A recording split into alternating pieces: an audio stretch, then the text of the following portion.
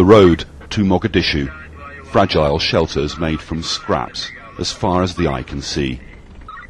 Hundreds of thousands of people have fled the conflict in the city. But this is still a highly dangerous place. There are regular shootings. Armed guards are essential. The people were surprised and nervous to see us. We were visitors from a distant, outside world, a world that has largely forgotten them. They've sought refuge in an arid, boiling desert. Nothing is easy here. People think of the war in Somalia as an old story, and it's certainly true. There's been fighting for some 17 years, more or less non-stop. But for these people here, it's a new story. They've been recently displaced from the fighting in Mogadishu, which is taking place between the government forces and Islamist insurgents. The fresh fighting has brought a new influx.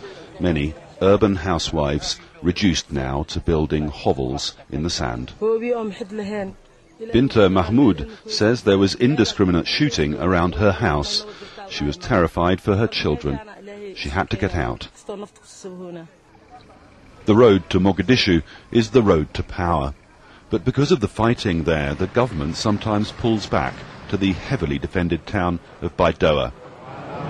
The government figures meeting here face an array of armed opponents, including radical Islamists who are angry at America's support for the regime. A United Nations diplomat, Amadou Ould Abdallah, came to talk peace, and he got a polite reception. But the president takes a tough line.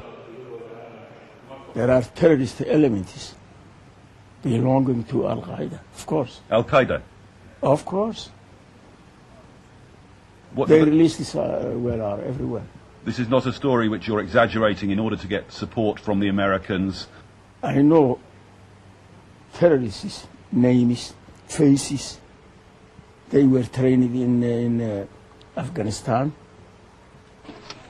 This is the end of the line. Somalis fleeing from a conflict that has caused one of the world's worst human disasters end up on this beach. They take to the water in their thousands in search of a life elsewhere. Many drown. But more will surely make the perilous journey. For them, the only solution is to get out. Mark Doyle, BBC News, Somalia.